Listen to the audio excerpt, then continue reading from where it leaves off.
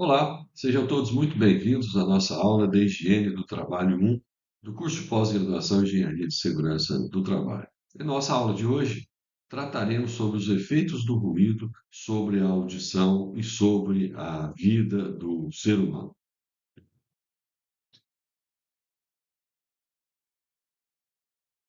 Poluição sonora. Infelizmente, até mesmo os cursos voltados à área ambiental não dão uma importância maior à poluição sonora.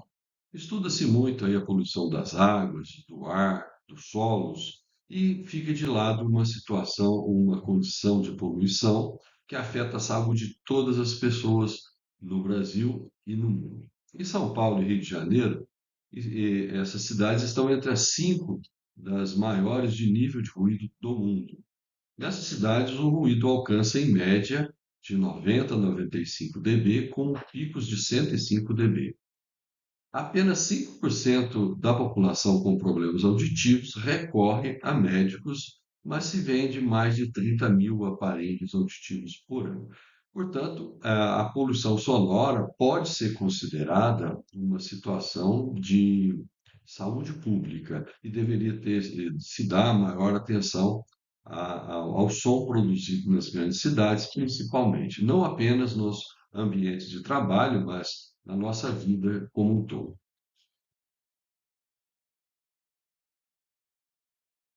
Os efeitos do ruído sobre o ser humano vai muito além da perda auditiva, né? Temos aqui nesse desenho à minha esquerda, mostrando quais as alterações fisiológicas produzidas, provocadas aí pelo som, pelo alto som. Por exemplo, dilatação das pupilas, a mudança na produção de hormônios da tiroide, hipertensão arterial em função dessas alterações, mudança na produção de adrenalina, pois o organismo fica permanentemente em estado de alerta, o que afeta sobremaneira o funcionamento do nosso organismo. Portanto, dá para se imaginar que esta situação de exposição a sons, não só no ambiente de trabalho, mas na vida pessoal, vão ter uma influência muito grande na nossa qualidade de vida.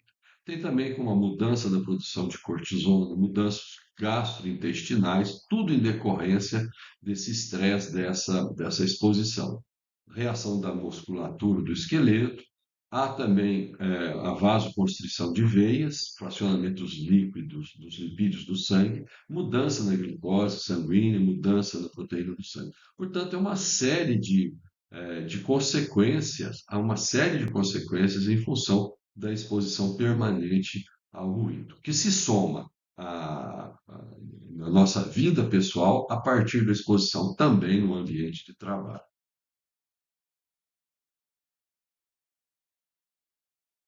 Quanto ao bem-estar, das pessoas, podemos dizer o seguinte: exposição ao ruído no ambiente comunitário, os níveis mais baixos que os ocupacionais, nessa situação, e alto grau de incômodo, que é um fator adicional do estresse que provoca os efeitos sobre o organismo, como dito anteriormente. Ensaios realizados com 1.000 pessoas mostraram que as pessoas que estão submetidas a níveis de intensidade de ruído maior do que 70 dBA apresentaram um alto índice de hipertensão arterial. Portanto, é uma grande possibilidade de associar essa condição de exposição à mudança na pressão arterial do organismo. O grupo mais suscetível foram as pessoas entre 29 e 30 anos, que se expõem mais aos efeitos do ruído nessas situações. Com relação aos efeitos do ruído durante o sono, estes efeitos dependem do estímulo sonoro, ou seja, da intensidade, né, que é a altura da onda produzida pelo efeito sonoro, largura da banda ou quantas frequências esse som produzido ele atinge, a duração também, em função do tempo que a pessoa ficará exposta nesse período de sono, da frequência, o tipo de frequência também vai interferir e, finalmente, aí, com relação à idade que a pessoa tem. Como efeitos primários ocorrem aumento da frequência cardíaca, vasoconstrição periférica, movimentação do corpo. Com o aumento do nível de ruído, notou-se que acima de 39 dBA há uma diminuição do som, ou seja, um nível de pressão sonora extremamente baixo, que é o caso de 30, 39 dBA. Lembrando que, durante os períodos de sono, o nível de pressão sonora do ambiente é muito baixo, porque, portanto, níveis muito baixos podem também provocar essa diminuição no som. O aumento do nível de ruído, ao atingir de 64 dBA, 5% das pessoas já haviam acordado em função da exposição ou dos efeitos desse ruído. E com 97, não, desculpa, com 97 dBA, 50 pessoas, 50% acordaram. Portanto, você veja bem que à medida que vai se aumentando o nível de exposição, o nível de intensidade, maior a quantidade de pessoas que se despertaram. Como efeitos secundários, no dia seguinte ocorreram mudanças na disposição, consequência do sono prejudicado, mudança no rendimento, uma vez que a pessoa que não tem uma noite boa de descanso, ela tende a perder a sua eficiência do ponto de vista produtivo, por exemplo, perda da eficiência, queda de atenção e aumento também do risco de acidente. Portanto, os efeitos a partir da perda ou da diminuição do sono em função do som presente naquele ambiente são grandes, trazem grandes consequências, inclusive com a possibilidade de aumento aí dos acidentes.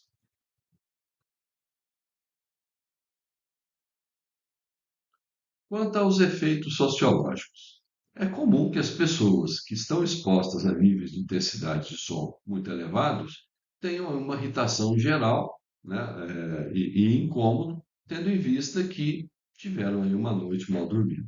Perturbação na comunicação é um efeito. À medida que você tem um nível de pressão sonora elevado, fica muito difícil ter uma conversação normal, né? E também há uma perturbação na comunicação via telefone, rádio, televisão, enfim. Você é obrigado, em função de um nível de pressão sonora presente no ambiente muito elevado, a aumentar o nível de televisão, de rádio, de telefone, hoje, no caso, mais utilizado, o celular. Portanto, tudo isso contribui para uma perda também auditiva, lembrando bem disso. Prejudica o repouso e o relaxamento dentro e fora da residência. Perturbação do sono, prejudica também a concentração e a performance da pessoa com relação às suas atividades. Há uma sensação de vibração permanente que a pessoa sente nesse desconforto a partir dessa exposição.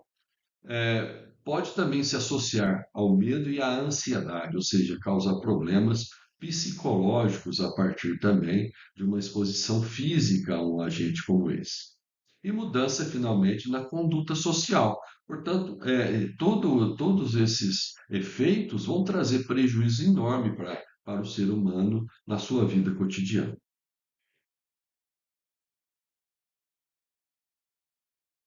Quais os tipos de reações das pessoas frente à exposição aos níveis de pressão sonora muito elevada?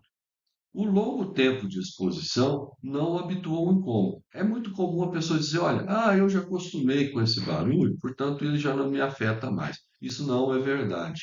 Muitas vezes a pessoa consegue até dormir um pouco melhor em função do tempo de exposição, mas o organismo ele vai sentir os efeitos dessa exposição ao longo do tempo. Portanto, é muito prejudicial mesmo a exposição a níveis de pressão sonora elevada. Conforme o tipo de ruído, também o grau de incômodo é diferente. Há pessoas que há sensibilidades maiores em baixa, em média ou alta frequência, e conforme o tipo de som produzido naquele local, vai trazer algum tipo de incômodo a mais à pessoa que está submetida aos efeitos desse som. Conforme a sensibilidade, o grau de incômodo difere para vários tipos de ruído. Então, a sensibilidade vai definir qual tipo de ruído incomoda mais. E isso é comum no nosso dia a dia, perceber que determinados sons nos trazem um desconforto maior do que outros. Portanto, isso é bastante comum.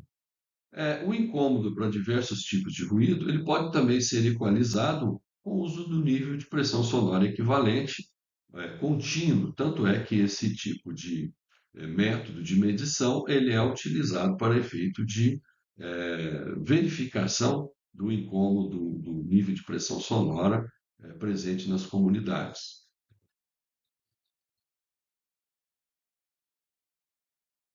Com relação aos efeitos do som sobre o aparelho auditivo, é o que nós temos de mais conhecido e que todo mundo percebe os seus efeitos, que ele sofre diretamente as consequências dos altos níveis de intensidade. Eles são os únicos, inclusive, reconhecidos pela legislação brasileira para efeito de caracterização da insalubridade, e eles são divididos em três fases.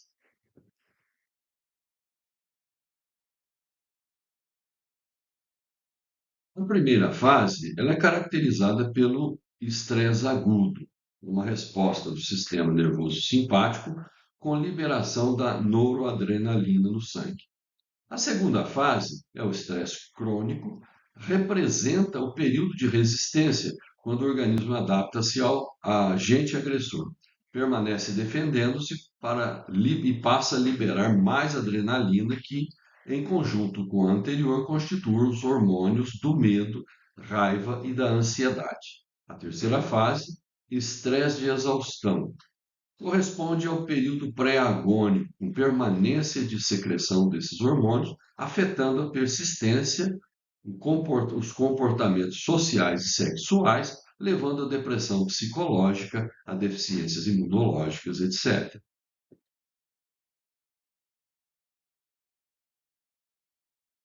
O que é o TTS? O TTS é a mudança temporária do limiar auditivo.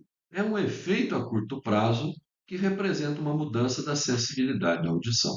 Todos nós já passamos por isso quando fomos ou estivemos expostos a um nível de pressão sonora muito elevado durante algum tempo. É o caso quando se vai em uma balada, um clube de dança, e o nível de pressão sonora é muito elevado, ou dentro mesmo de um barzinho onde é comum as pessoas se reunirem, e ali tem a presença de alguém exibindo, fazendo algum tipo de show, com um som bastante elevado, muito acima do que deveria, muitas vezes, em função do próprio tamanho do local, que às vezes não condiz com o nível de pressão sonora utilizado por essas pessoas. E aí, quando você sai daquele ambiente, você percebe lá um zumbido no ouvido. E esse zumbido permanece durante um determinado tempo. A isso nós chamamos de mudança temporária do limiar auditivo em função dessa exposição. Portanto, já é a primeira reação do sistema auditivo a essa situação. Isso nós tratamos lá quando tratamos também do ouvido humano, que é um sistema onde é uma pequena defesa do organismo. E aí provoca-se essa perda temporária de audição. Alguns dados sobre o TTS. Primeiro deles, o ruído de alta frequência produzem mais TTS. Né? A banda de 2.000 a 6.000 Hz produzem mais TTS. Para a maioria das pessoas, os níveis acima de 60 a 80 dBA provocam mudança no limiar auditivo.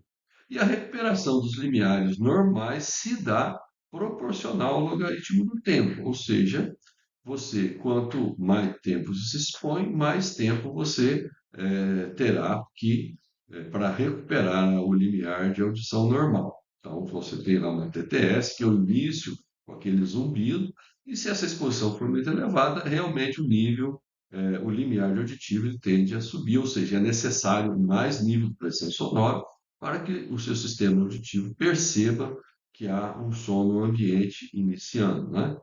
Isso nós já explicamos bem em aulas passadas. A maior parte do TTS recupera entre 2 e 3 horas, veja bem. Já a mudança permanente do limiar auditivo ela é decorrente do acúmulo de exposições ao ruído. Inicia-se aí com zumbido, cefaleia, fadiga e tontura. A seguir, o indivíduo tem dificuldade em escutar os sons agudos, como o tic-tac de relógios, as últimas palavras de uma conversação, o barulho da chuva, além de confundir os sons em ambientes ruidosos. Todos nós já vivenciamos isso numa relação pessoal, às vezes com uma pessoa de idade que já tem um início de perda auditiva, ou mesmo não tanta idade, e a pessoa tem dificuldade de entender algumas palavras naquele discurso, naquela comunicação.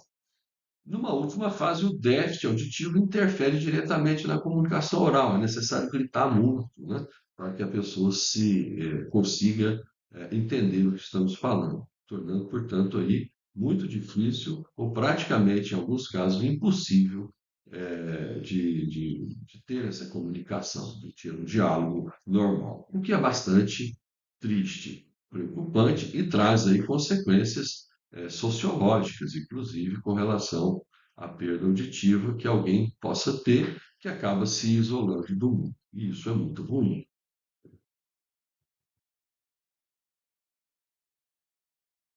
Já o trauma acústico, que é definido como uma perda súbita de audição, ele é decorrente de uma única exposição a um som muito intenso. O nosso slide diz ruído muito intenso, lembrando que ruído é som, portanto, qualquer som muito intenso pode provocar um trauma acústico. Não só ruído de máquina ou aquele ruído que nós entendemos como um som desagradável e desarmônico. Mas lembre bem, todo som intenso pode provocar um trauma acústico. Geralmente aparece aí o zumbido e podendo haver até rompimento da membrana timpânica, que, nesse caso, é possível de recuperação.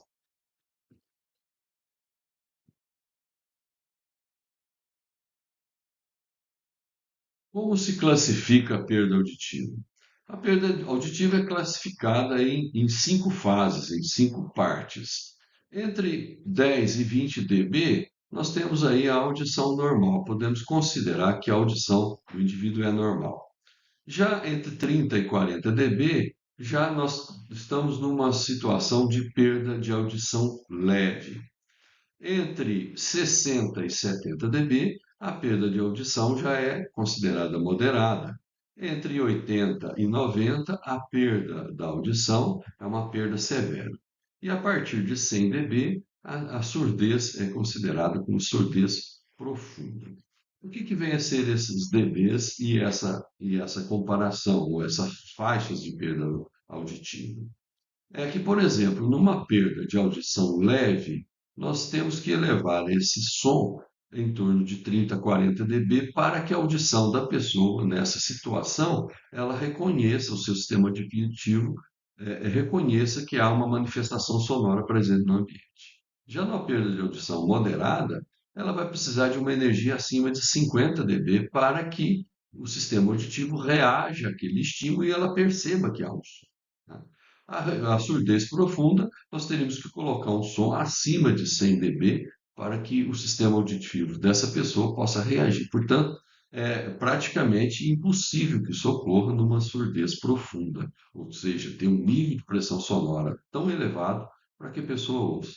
E aí a pessoa vai ficar totalmente isolada do mundo acústico, onde as comunicações são feitas, onde nossa vida social ela é construída e é uma vida saudável dessa maneira.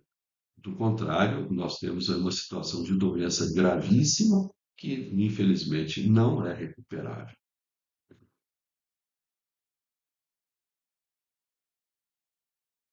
Mecanismos de perda auditiva.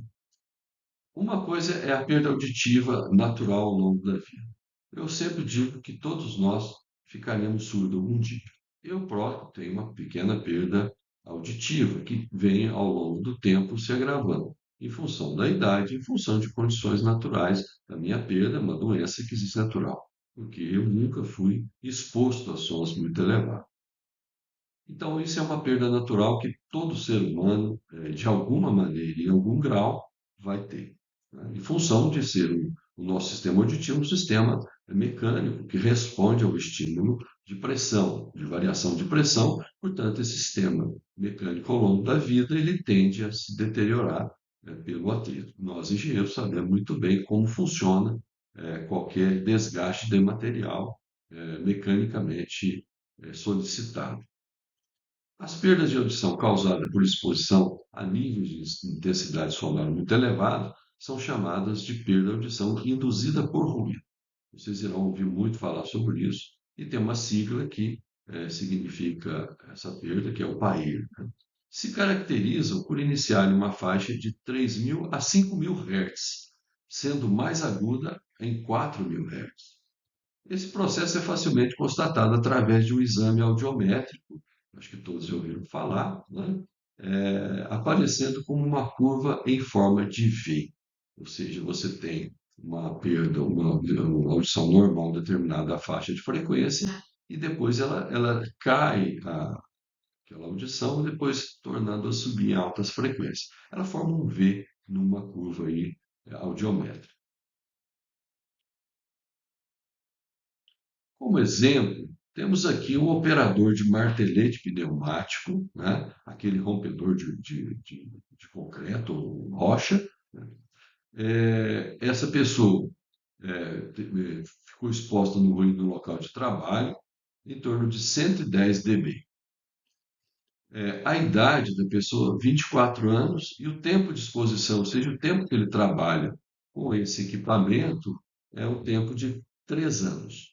Portanto, dá para se observar que nas frequências que vão de 125 a 2.000 Hz, ele tem ele está numa faixa de em torno de 10 a 15 dB aqui de perda, o que é considerado uma audição normal, né? Mas veja que a partir de 2.000 Hz a 4.000, ele já passa a ter uma perda muito próxima de 40. Portanto, ele tem aqui uma perda moderada, como vimos naquela tabela anteriormente apresentada. E tendo uma recuperação em altas frequências, ele volta a ter uma audição normal. Portanto, esse V formado, né, entre o ouvido direito e o ouvido esquerdo, que é bem igual, né, ele mostra que é uma perda auditiva induzida por ruído, e é característica, bastante característico do paia. Já aqui nós temos um forjador, pessoa que trabalha com forja. No local de trabalho, ele é exposto a 120 dB, ele foi exposto. Ele possui 41 anos de idade e faz 12 anos que ele trabalha, né, com essa exposição. Observo que ele ainda mantém até 1.000 Hz uma audição normal. Entretanto, a partir de 1.000 Hz, ele passa a ter uma perda bem grande, né? Sendo classificada aqui uma perda já mais acentuada lá naquela tabelinha. E aqui veja que nas altas frequências ele continua tendo uma perda leve, vamos dizer, com relação à sua audição. Então, esse aqui é um audiograma dessas condições. Já aqui nós temos um operador de martelete pneumático também exposto ao mesmo nível de pressão sonora e a 110 dB, né, de intensidade. Ele também tem idade de 24 anos e tem 3 anos de exposição.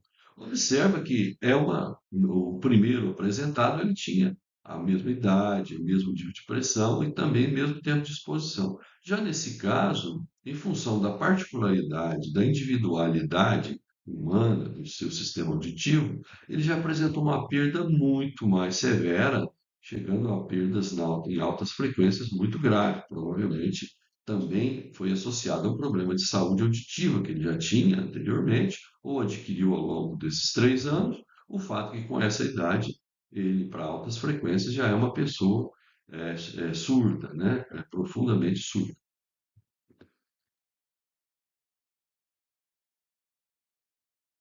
Já o forjador, né, com uma idade de 33 anos, exposto a 120 dB, com 10 anos de exposição, também diferente daquele apresentado anteriormente, ele já está numa situação bastante crítica, ele praticamente não ouve mais nada, sendo que aqui na faixa de 2 a 3 a 4.000 Hz ele tem já formando ainda o V da curva da perda induzida por ruído, uma perda grave, já uma situação de surdez profunda.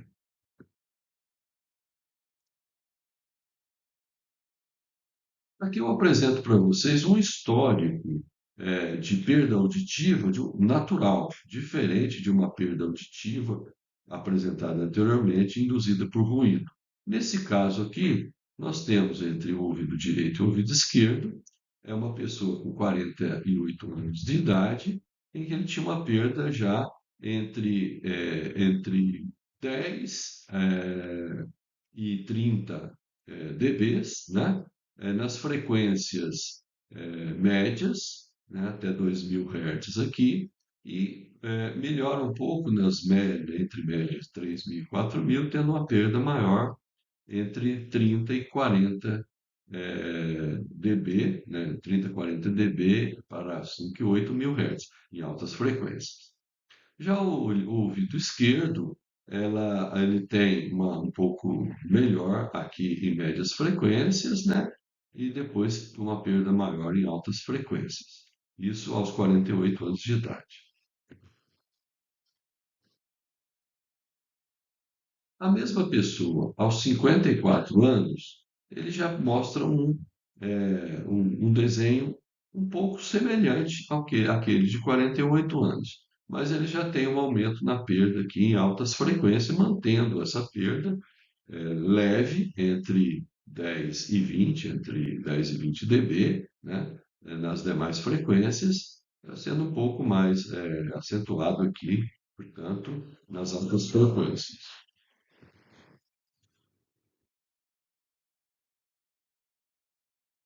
Já aos 56 anos, ele já teve uma perda maior no ouvido direito, né, onde em altas frequências, teve também uma perda relativa em relação a 2 anos os 2 anos anteriores em todas as demais frequências, praticamente baixando por igual, tanto no ouvido direito quanto esquerdo, né?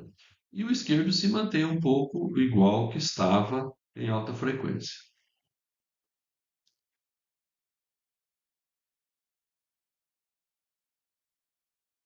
Aos 60 anos, observe que continuo tendo uma perda relativamente igual. Essa perda vai mais ou menos igual ao que vinha ocorrendo nos anos anteriores, né? No geral, ela baixa da mesma maneira, assim, do ouvido direito quanto do ouvido esquerdo. Então, essa é uma perda natural ocorrida ao longo do tempo.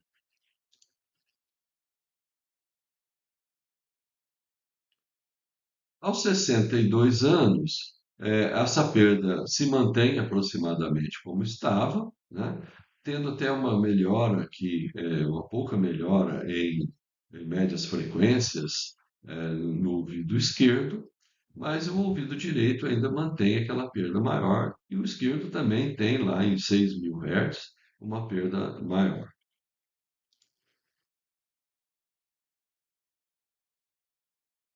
Quais são os fatores que influenciam a perda auditiva? O primeiro deles é o nível de intensidade sonora. Esse é o fundamental. Quanto maior a intensidade sonora, maior é a perda auditiva. O outro fator é o tempo de exposição. Quanto maior o tempo de exposição, maior é a perda auditiva. E depois vem a susceptibilidade individual. Nós apresentamos isso anteriormente, mostrando lá os forjadores, que têm o mesmo tempo, a mesma idade, e ali eles tiveram perdas diferentes, portanto, a suscetibilidade individual vem em terceiro lugar, em função, mostrando aí que ela é importante também com relação à perda auditiva. Que nossos organismos são diferentes e essas perdas também vão ocorrer de maneira diferente, uns mais, outros menos. Mas o fato que quanto maior a intensidade sonora, quanto maior o tempo de exposição, isso é uma função direta, maior será a perda auditiva. Os efeitos do ruído ou do nível de pressão sonora sobre o trabalhador pode ser tratado de duas formas. Primeiro, do ponto de vista do conforto. Do ponto de vista do conforto, a norma que regulamenta a exposição a som é a NR17, da ergonomia. Essa norma, até bem pouco tempo, nos dava os limites que se considerava o ambiente como confortável para o desempenho de atividades administrativas, por exemplo. Já do ponto de vista de perda de audição, nós estamos falando do chão de fábrica. E essa perda é a perda auditiva que pode ser induzida pelo ruído, caso o trabalhador esteja exposto, e nós já tratamos muito desse assunto, até já ensinamos a caracterizar a insalubridade por exposição ao ruído. Essa norma é a NR15 em seus anexos 1 e 2. E aí nós temos ali os limites de tolerância à exposição ao ruído, nos ambientes de trabalho.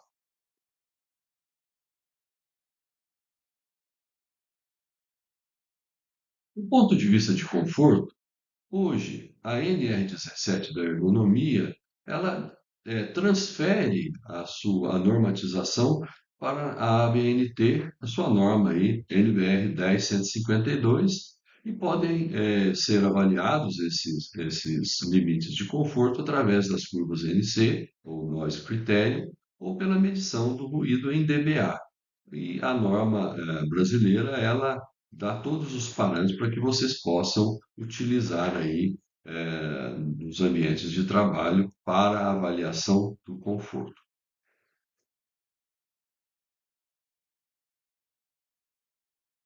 Da perda aditiva, quanto aos problemas de saúde causados pelo ruído, não existe um valor exato de nível de som que a partir do qual existe perda de audição. Em função de pesquisas médicas, algumas afirmações podem ser feitas. Lembra que há uma diversidade física entre as pessoas e isso é sempre difícil você padronizar. É algo que possa representar todos, embora a norma nos dá esses limites de tolerância e nós devemos utilizar. Pessoas expostas a níveis de 85 dBA, a maioria acusa perda temporária de audição como também perda permanente de audição. Pessoas submetidas a níveis de 80 dBA, no geral, entre 5 e 10%, acusam a perda permanente de audição. Pessoas submetidas a níveis de 78 a 80, entre 2 a 5%, já acusou perda permanente de audição. Portanto, é bastante difícil você definir. O fato é que nós devemos mesmo evitar níveis de pressão sonora elevados, não só no ambiente de trabalho, na nossa vida cotidiana também.